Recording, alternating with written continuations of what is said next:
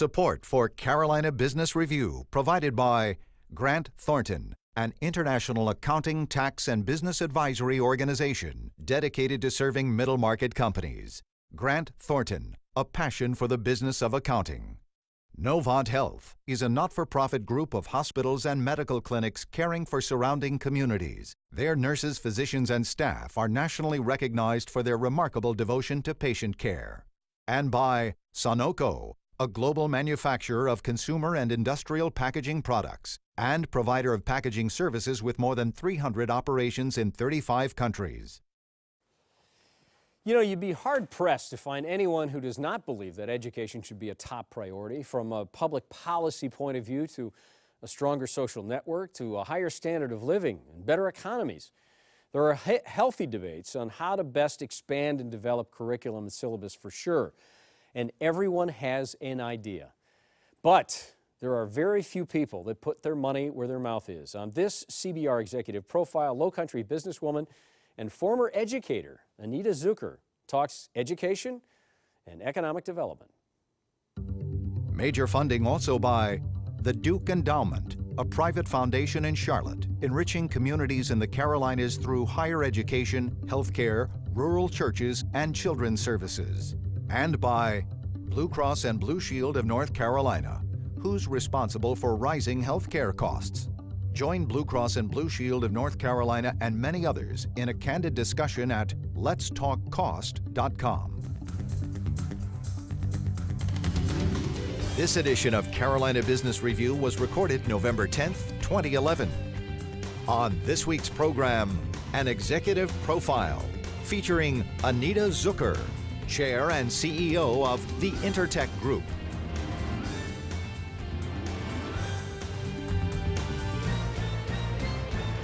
Now, Chris William. Hello, welcome to our program.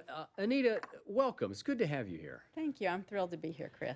And I truly, and I know you mean that sincerely, many, many years ago, and I know you remember this, we talked about it before the program, it was an honor to have your late husband, Jerry, on this program. He was, you know, to have a chief executive of a company at the time, Polymer Group, and now InterTech that you chair, but to have a CEO like that so excited about one of the product lines, it was refreshing. He was almost like a kid with a toy and trying to show us how it worked and why it was so great.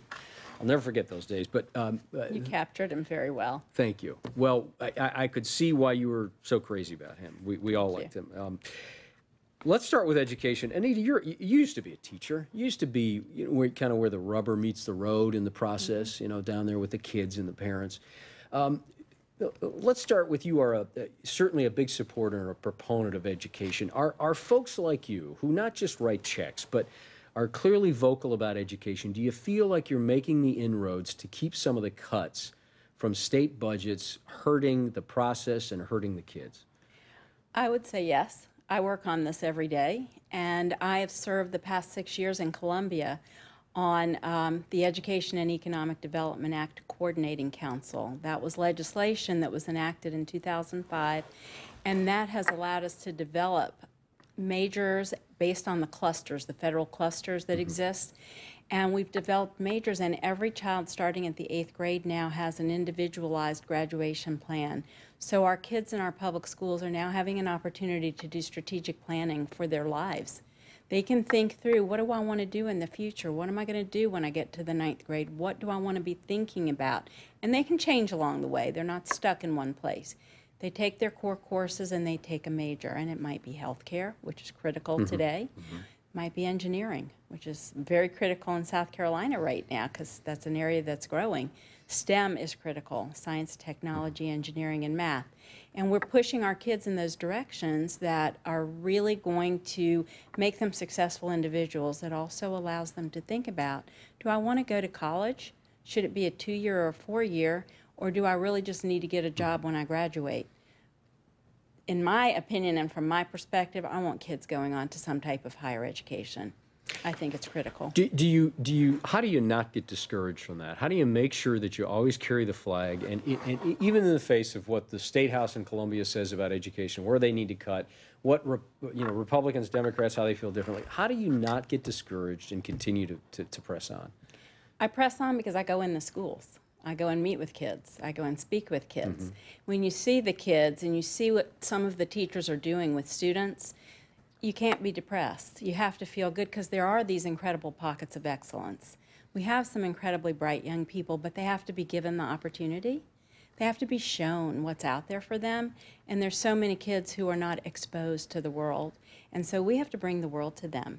And we have to expose our young people to what exists out in the world so that they can have dreams. They have to have hopes and dreams about what they can become. And so I like to go and teach them and take ideas to them. And so I'm still teaching. I teach all the time and I learn every day. And I think that's really important.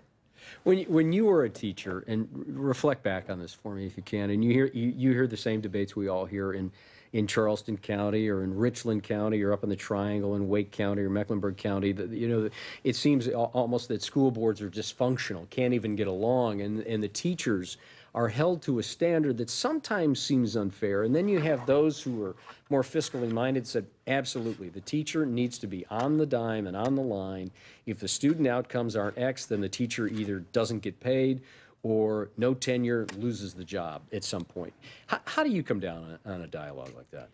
I have a hard time with a lot of that type of dialogue. However, I will tell you that I expect excellence in our teachers.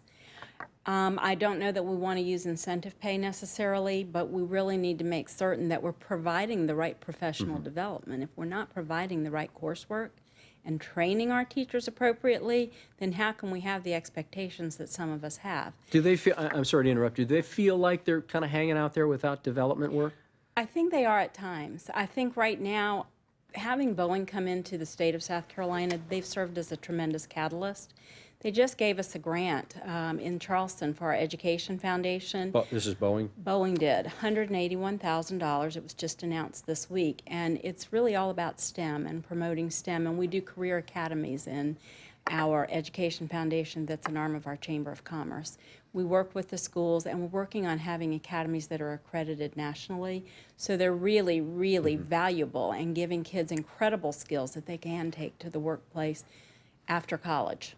Okay, some could perhaps go directly into the workplace, but I still think certification of some sort at the 2-year level in our technical colleges is a necessity. It's a necessity to help kids have better power to earn, better wages in their lives.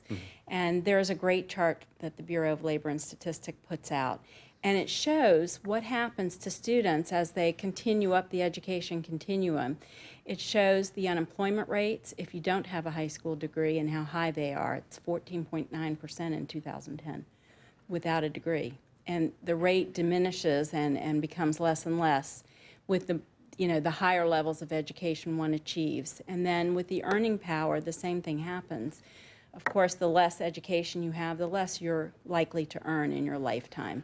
And so we really need to show that and teach that to young people to give them the ideas that if I do move ahead and I achieve, they have to achieve, then I can move forward. But in order to get our kids educated in STEM area in particular, science, technology, engineering, and math, which can help a child and a young person in any career, we have to make sure the teachers are trained to deliver that type of education. So again, to me, teacher quality is at the heart of what goes on.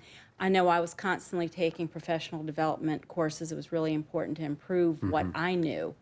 But today, the world's changing very, very rapidly, so we have to change our teachers as well and make sure that they are keeping up with the changes that are happening in the world and in industry. Industry's changing very, very fast.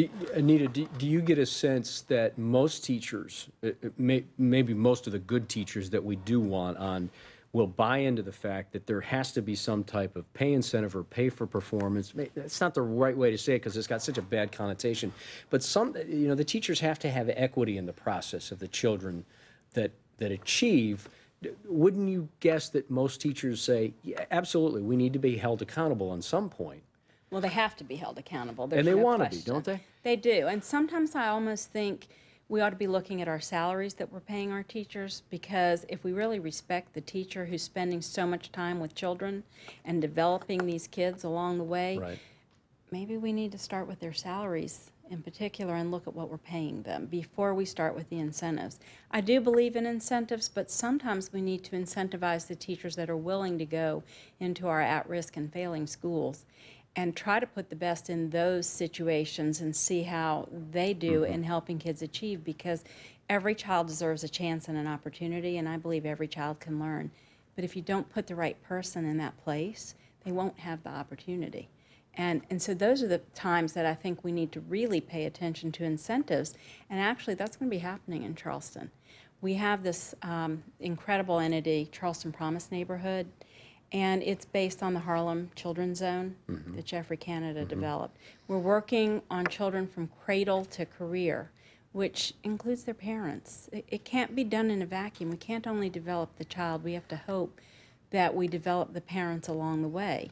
And actually we're doing that within our entire region right now. We're trying to align everyone in our region around cradle to career, and we're actually right now creating basically the benchmarks, the measurements that we're going to have along the way. We have to be able to measure what we want to achieve and then get all of our nonprofit groups that are dealing with education to work together. So how do you break down the resistance of the nonprofits, or the government agencies for that matter, that don't want to give up some of the leverage that they have by being kind of siloed? Well, we're working on that right now, okay? But the neat thing, Charleston Promise Neighborhood is a public-private partnership. We have our school district investing in it. We have Charleston County investing. We have the City of Charleston and the City of North Charleston as the public piece of the investment, and then we have private donors investing in the other piece in this cradle to career with 4 of our highest poverty elementary schools. We've got to find a way to break that cycle of poverty with those children and also show them and expose them to the world. We're creating a college-bound culture for them. We have to change the thinking. And not only do we need to change it in the school, we need to change it in their homes. We have to get people to think bigger, including the parents, and have high expectations. But, you know, they may be scared because as parents they don't have the exposure. So we're working on it right now, and teacher incentives is one piece of it.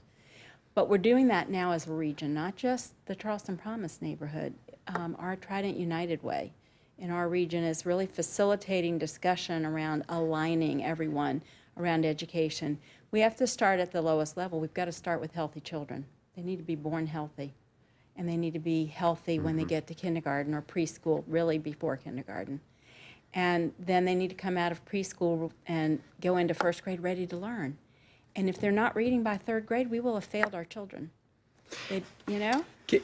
You know, this is just a small part of that, but I think about when you talk about the schools that are at risk in some of the higher risk neighborhoods, the schools that have the greatest need, and a school like in Charleston will take a high-performing teacher from let's call it a safe neighborhood. That's not a fair assessment, but I think you understand.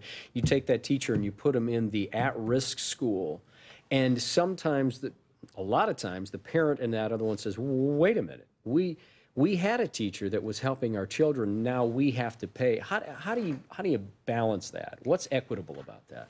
Well, one of the things that's happening is the incentives are not going to come from the school district. They're going to have to be raised through the community. So one of the impacts that what's happened at the state level and at the local level, even at the federal level, has had is that we have to go out and bring in more private dollars to support education. And that's a tough thing to hear, but we need to do it. And so there will be private help to make these things happen. And hopefully it will make a difference. And sometimes the teacher that you bring in from that safe school can't perform well because that teacher may not understand how to work with someone who's lived in poverty all of their life. So again, it's about the professional development, the training. I do have a very close friend who has moved from a safe school into a school that's in poverty. And she's done phenomenally, but that's because she learned what it takes to work with children in poverty and how to break the cycle, and she's doing it. And I'm watching her, and it's fun to see that. So there can be success, but again, it's all about the training. It's all about the nature of the people because they have to believe in the children. Do you get a sense that that is infectious enough for the parents to take another look at the involvement that they need to have with their kids? I hope so. I think so. Parents have to gain trust. So whoever you do bring into these schools, whether they're outside groups like Charleston Promise Neighborhood or just new teachers, the parents have to gain the trust of those individuals. And so we have to find a way to make sure we're building the opportunity for those parents to gain the trust, because it's going to take that to break some of these barriers. One more, we got to move on to some other things, but you know, the whole education piece, Anita, is you know, and I just found this out before the lights came up on this broadcast, so I want to bring it up. And I'm surprised, you know, the dream team in South Carolina for education would be Anita Zucker and Darla Moore, and you've never met Darla Moore. No, I haven't. That I'm sorry to say this way, but it's mind-boggling to me that you two have never met that way. And with the resources, and Anita, I am not talking about writing big checks, but I'm talking about the influence, the passion that you both have around education. It's never happened. No, but it will happen. It will happen soon, and both of us have made attempts. So it will happen. And I do think she and I see things eye to eye when it comes to improving the state of South Carolina, and we must do it. Yeah. We must. You know, I don't ever stop. That's the one thing I can say about myself. I'm not willing to give up. I'm not. Our children are our greatest resource, and they're our future. You know, we're aging. It's an aging population. We've got to replace many people that are out working in all of our industries today, whether it's in the health field or in our classrooms. We have to make certain that we are going to grow the future leaders, and we have to work really hard at that, because they're going to have to take care of you and me one day. We're going to talk about the industry side here in just a second. Next week on our program, he is the transportation boss in the Tar Heel State. North Carolina Secretary of Transportation, Gene Conti, will be here. Been in the job now 2 years, has high marks. We'll find out what he is going to do with a very limited budget and a very maximum demand for transportation and infrastructure. And talk about infrastructure. In Charleston, you've got Jim Newsom, new CEO down at the Ports Authority. Seems like he's getting high marks, and Jim's been on this program and talked very excitedly about what's going on. But, and here you have, of course, InterTech has been in North Charleston for years, Anita, but one of your subsidiaries now, TIG, thank you, is doing what seems to be right at the center of the bullseye of what Boeing does, and that is the aerospace business. This has to be good news. Has to be good news for not just the fortunes of InterTech, but what do you think will happen to that cluster in Charleston? When we look back in 15 or 20 years, will it be huge? It will. It will be huge, because not only do we have Boeing, do we have our plant coming, we have others coming, and we have Clemson's work coming right now with the wind energy. And so amazing things are happening around energy and composites and, you know, new materials that are going to be worked. We're already in the business. Boeing is a customer of ours, so I can talk about Boeing. We make products for all of their commercial airliners. So for TIG HITCO, we're coming. It's great to be in the atmosphere where Boeing exists, but we're not coming because of Boeing. We're coming because we have business. And we needed to expand. We needed to have further capacity in this business, and we serve a lot of different companies. Sikorsky's actually my biggest customer in that field. And so we need to be there. We need to be in Charleston with all of the things happening. We do a lot of work already in rotors, gears, and blades. We play in the composite world as well. We make insulating products, and I think we're a good fit for our market. And because of having Boeing serving as the catalyst, everything we're doing around workforce has changed in our state, and it's really beginning to focus on those STEM careers that will benefit us so that we can hire the workforce that we're going to need when we hope to open in September of 2012. So how can some of this momentum become derailed? Where is the momentum that seems to be building? Where is that most vulnerable? I would say if we can't provide the workforce that's necessary, then that would create vulnerability for everyone. So we have hard work ahead of us.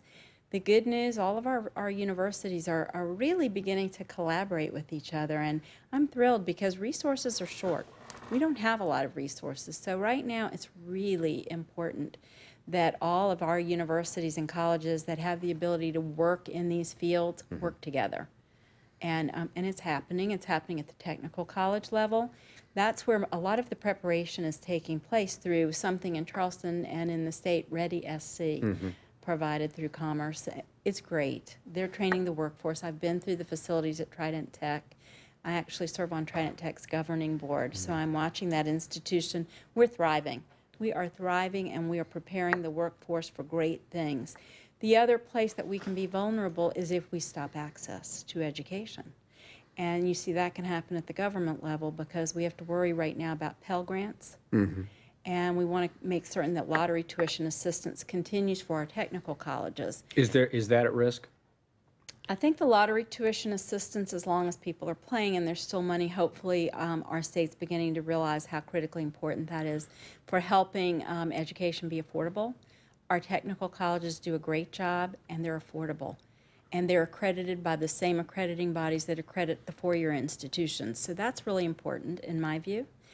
Also, the Pell Grants, because that's all of our colleges, 2-year and 4-year. Right now, I think that final decision on what happens with Pell is going to come through the super committee at the federal level. And I worry about that, because that could impact our young people's access to education, and we need to make certain that the education that they need is accessible. So. Anita, do you think Nikki Haley, I know she politically understands the cost of education, but do you think she intellectually supports the growth of education?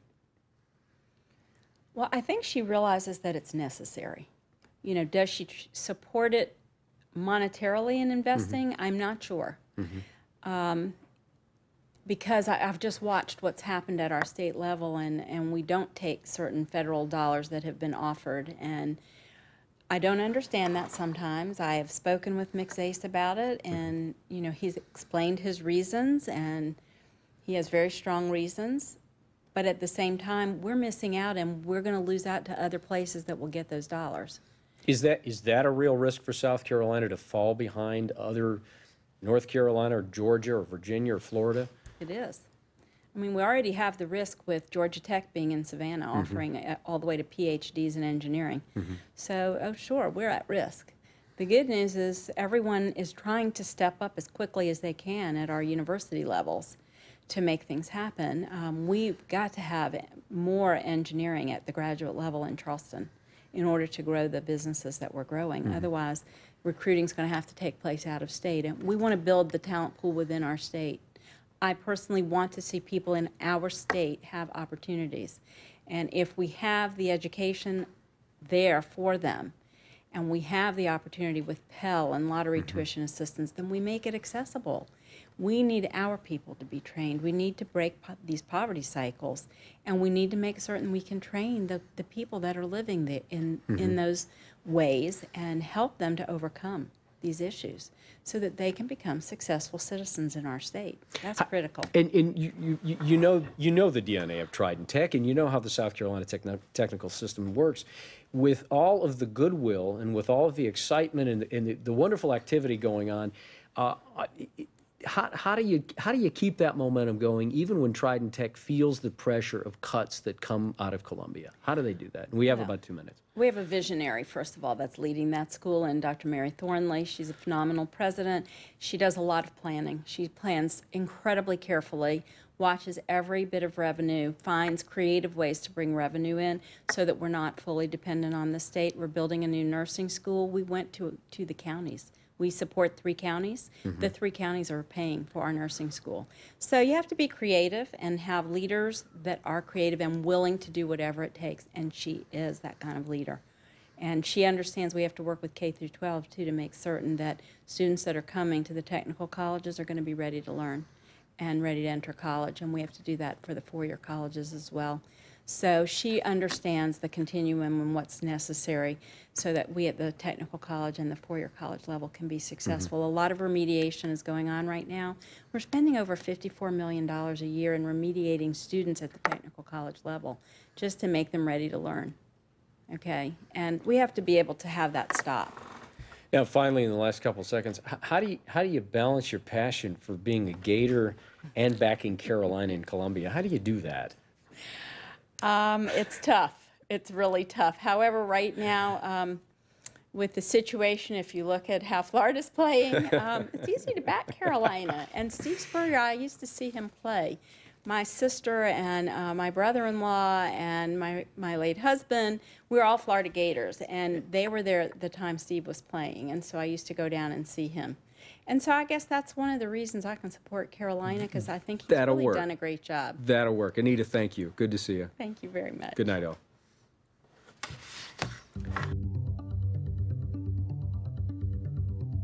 Major funding for Carolina Business Review was provided by the Duke Endowment, a private foundation in Charlotte, enriching communities in the Carolinas through higher education, healthcare, rural churches, and children's services.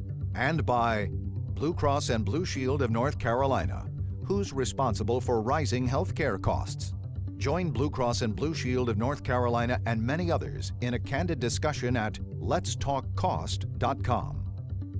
Grant Thornton, an international accounting, tax, and business advisory organization dedicated to serving middle-market companies. Grant Thornton, a passion for the business of accounting.